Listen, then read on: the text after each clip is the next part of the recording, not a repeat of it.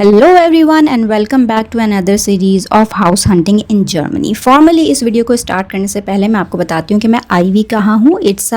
आप समझ लें it's a showroom for houses all over the Germany. आपको डिफरेंट शोरूम्स आपको दिखेंगे। फेयरथिक हाउस लिख के आप सर्च करें तो आपके नेबरिंग जो भी एरिया है उसमें आ जाएंगे। Mostly they are outside the main city. अभी हम 45 मिनट्स ड्राइव करके ऑक्सबर्ग से यहाँ आए हैं।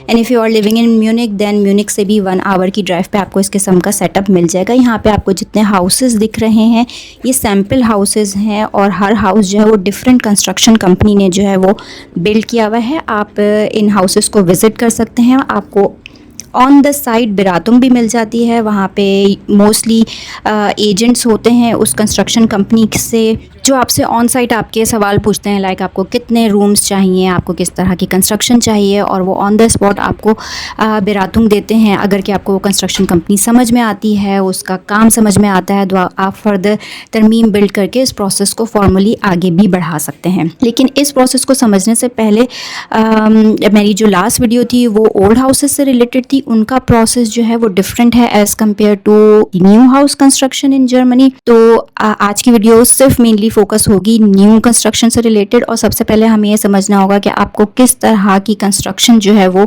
जर्मनी में मिलती है। बेसिकली दे आर 2 टाइप्स, एक फेयरथिक houses and the other one is massive बाउ।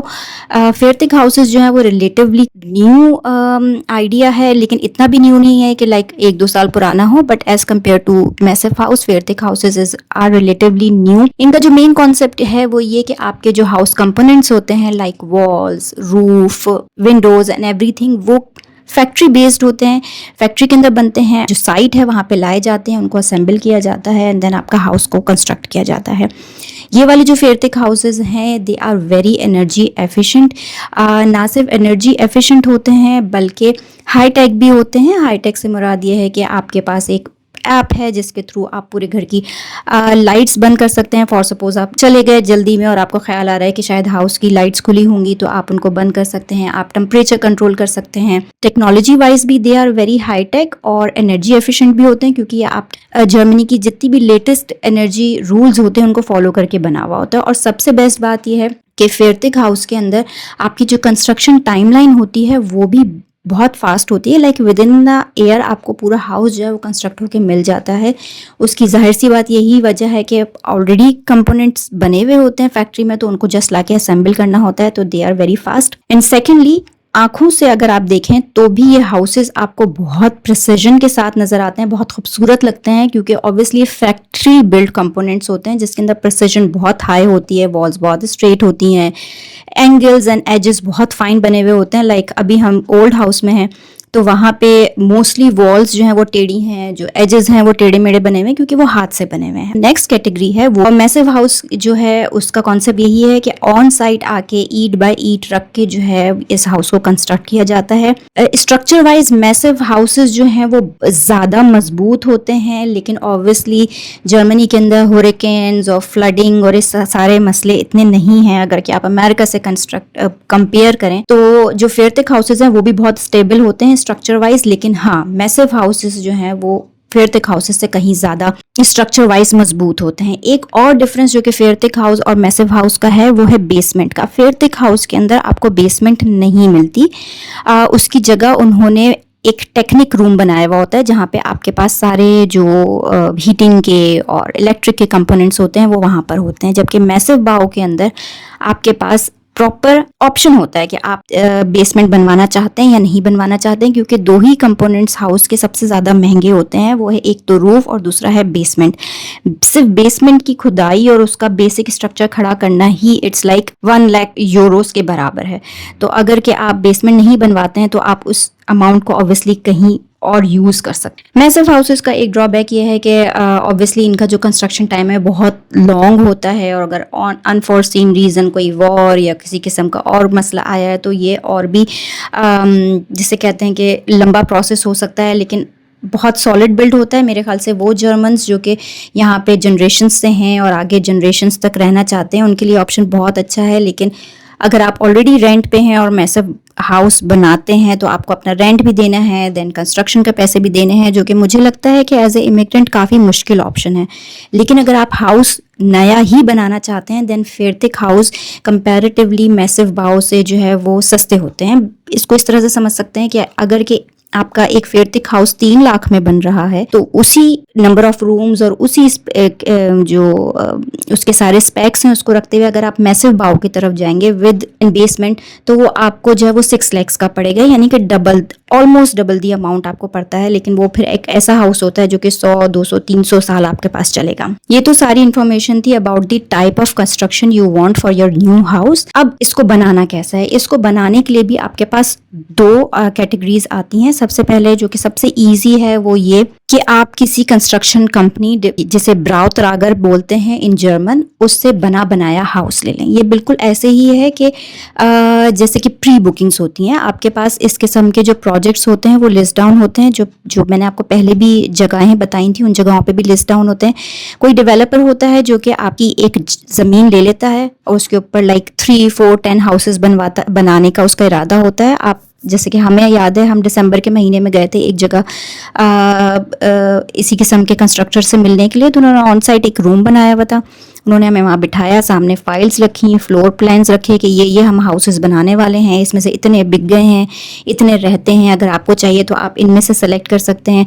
और सामने उन्होंने कहा कि यहाँ पे ये हाउसेस बनेंगे। और उस वक्त तक वहाँ पे वो सिर्फ ज़मीन थी, कुछ क्रेन्स खड़ी हुई थी और कुछ कंस्ट्रक्शन की चीज़ें रखी हुई थी, बट नथिंग विजुअलाइज, कोई चीज़ आप देख नहीं सकते। आपके pass on paper floor plan होता है, आपके पास सारी डिटेल्स होती हैं कि कैसा हाउस दिखेगा, उसमें कौन सा मटेरियल यूज़ होगा, कितने हाउस, नंबर ऑफ हाउसेस होंगे, हर चीज़ ऑन पेपर होती है। और ऐसा नहीं है कि यहाँ पे कोई पैसे लेके भाग जाएगा।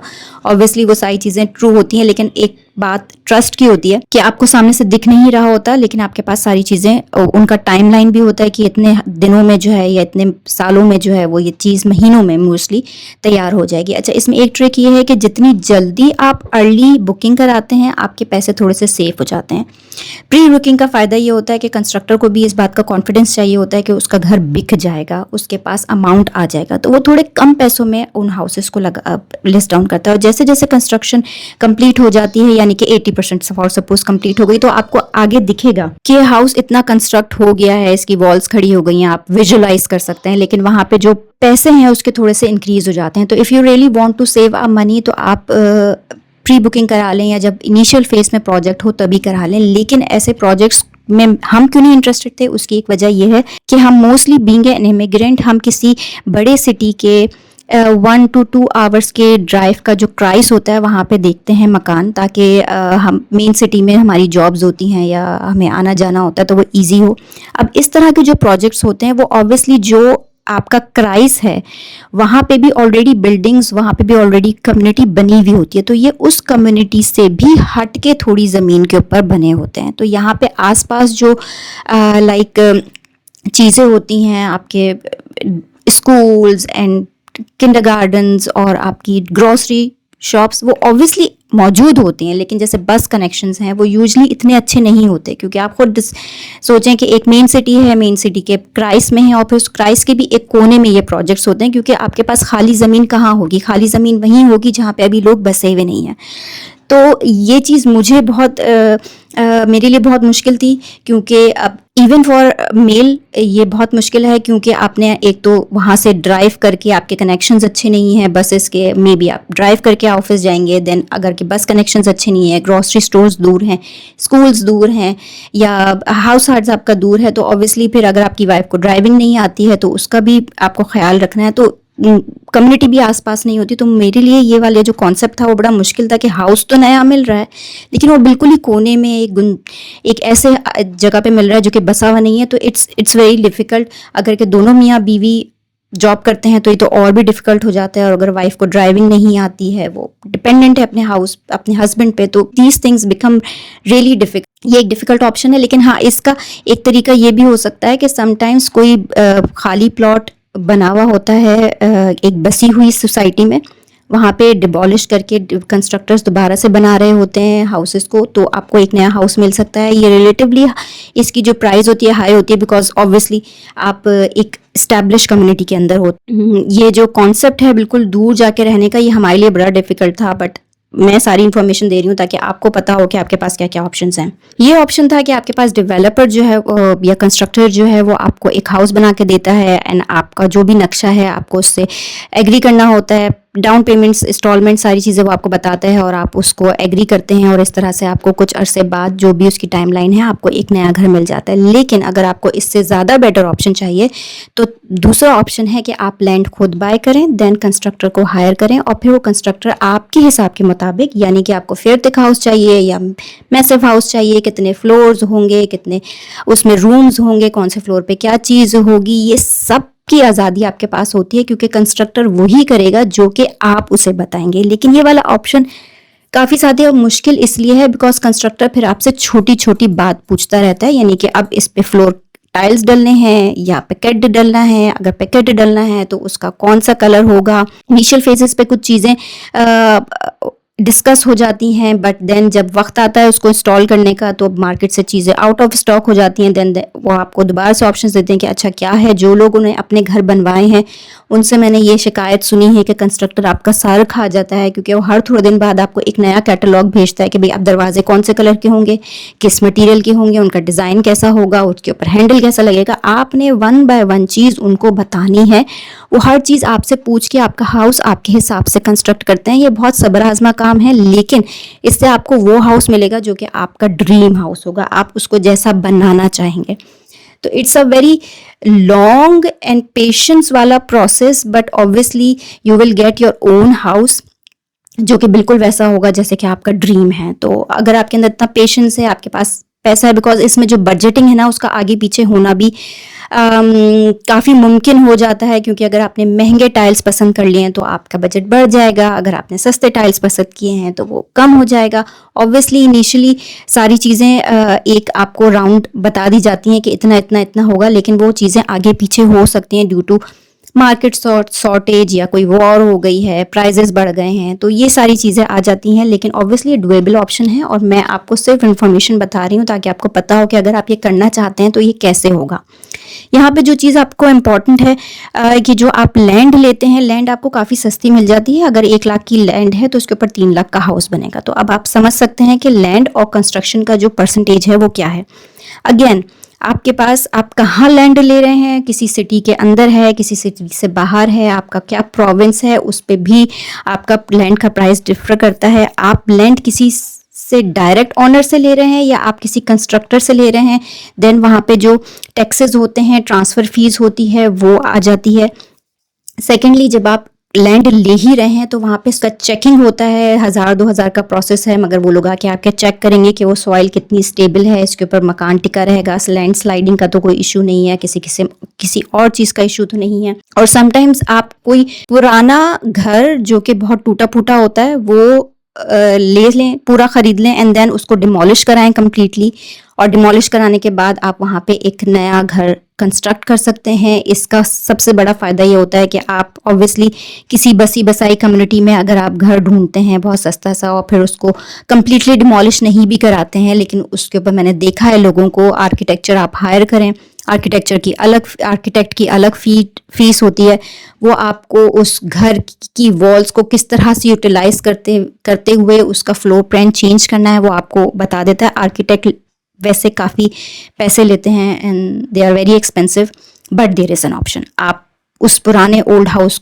को दोबारा से रीमॉडल करें और अपना एक नया हाउस बना सकते हैं। ओल्ड हाउस के मुकाबले में न्यू हाउसेस का जो प्रोसेस है ये थोड़ा सा डिफरेंट है। इसमें हिडन कॉस्टिंग जो है उसका आपको ख्याल बहुत रखना है, इसमें बहुत सारी कम्युनिकेशन इन्वॉल्व होती है, बिकॉज एक ओल्ड हाउस तो आप देखते हैं वो जैसा भी है, आप उसके ऊपर डील साइन करते हैं, पैसे ट्रांसफ़र करते हैं और आप ट्रांसफ़र हो जाते हैं। बैन वहाँ रहते हुए आपने रेनोवेशन करनी है, आपके पास टाइम होता है सोचने का एंड ऑल। लेकिन जो न्यू हाउस होता है इसके अंदर हिडन कॉस्ट्स का आपको बहुत ख्याल रखना होता है, आपके पास बहुत सारे फतराग होते हैं, बैक एंड फोर्थ कम्युनिकेशन होती है। उसके लिए आपको जर्मन बहुत अच्छी होनी चाहिए, because nobody in the construction site आपको जो है वो इंग्लिश बोलता मिलेगा। आपको आर्किटेक्ट शायद मिल जाए इंग्लिश बोलने वाला, लेकिन जो मजदूर लोग होते हैं वो जर्मन ही बोल रहे होते हैं। तो इसमें आपकी जर्मन होना भी बहुत ज़रूरी है, और आपके फाइनेंसेस आपके पास उसकी भी जो इसे कहते हैं, लेकिन आपको बैंक्स जो है वो लोन न्यू हाउस कंस्ट्रक्शन के लिए भी दे लेते हैं। उसके अंदर जो स्टेप्स हैं वो थोड़े से डिफरेंट होते हैं, but everything is doable.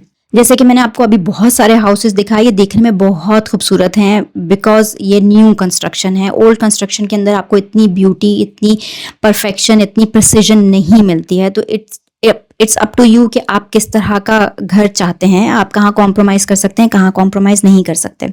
I hope मैंने आज की सारी इन्फॉर्मेशन आपसे शेयर कर दी है, कोई पॉइंट मिस नहीं किया है। वो लोग जो कि एक्सपीरियंस्ड हैं, इन प्रोसेस से गुजर चुके हैं, वो अगर मैंने कोई पॉइंट मिस किया है तो प्लीज़ उसको कमेंट सेक्शन में ऐड कर दीजिएगा। एक चीज़ मैं आपको बताना चाहूँगी, चाहे आप मैसिव बाव बनवाएं, आप फेयरथिक बाव बनाएं, आप डेवलपर से लें या आप ज़मीन लेके खुद बनाएं, इन किसी भी टाइप के अंदर जो आपका गार्डन है वो इंक्लूडेड नहीं होता। इवन डेवलपर या कंस्ट्रक्टर भी जब आपको एक नया घर बना के देता है तो वो सिर्फ घर बना के देता है, बाहर जो गार्डन है वो कच्चा होता है, वहाँ पे सिर्फ ईंटें और बजरी पड़ी होती है। उस गार्डन को बनाना, उसकी चारों तरफ फेंस लगवाना, ये एक एक्स्ट्रा कॉस्ट है जो कि आप बाद में देते हैं। आप उस हाउस में शिफ्ट हो जाएं बिकॉज वो फंक्शनल है, मगर बाहर का जो भी आपने करना है ये आपकी ज़िम्मेदारी है, वो टोटल कॉस्ट में इंक्लूडेड नहीं होता। वहाँ वो उसके लिए अलग कंस्ट्रक्टर्स आपको हायर करने होते हैं जो कि आके आपका गार्डन जो है उसको इस्टेब्लिश करते हैं। तो ये एक पॉइंट था।